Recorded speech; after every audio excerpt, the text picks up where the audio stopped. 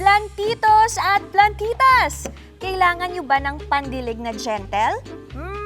Alam ko, minsan kailangan nyo lalo na sa mga halaman na masiselan kagaya ng herbs. Well, meron akong life hack para sa inyo. At ito ang mga kailangan natin. Used container na may cap, pako, martilyo, at pwede rin ito. Mamaya papakita ko kung bakit. Okay. Siguro mas maganda yung container na may handle kasi ito yung magsisilbing hawakan natin pandilig. So, una lang kailangan gawin ay butasan ang cap ng siguro mga 3 lang dito gamit ang pako at martilyo.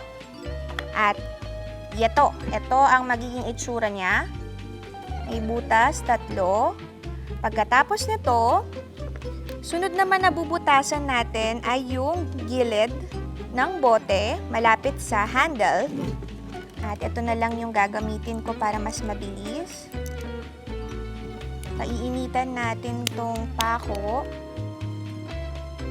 Pwede rin namang martilyo, pwedeng pako, pero mas mabilis kasi kung ito. Okay, mag-iingat tayo. Make sure na malayo ang kamay ninyo at butasan natin ang gilid ng handle na to. Ayan, may butas na siya. Katapos niyan, ayan na, lalagyan na natin ng water ang container.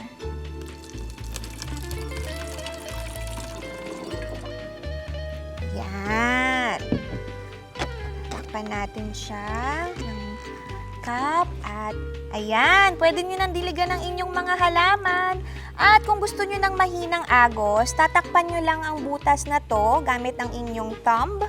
At hihina na siya. O, diba? Nakita nyo, tatakpan nyo lang yung butas na ginawa natin, hihina na. At kung gusto nyo naman na malakas yung agos ng tubig, edi ililift nyo lang yung thumb nyo. O, diba? I believe! Wow! Shaira! Astig! Isa ka ng plantita! Ay, no, correction, Rod. Alam mo, si Shaira ay plantita na. Life hack tita pa. Wow! Thank you mga kuya. Thank you so much.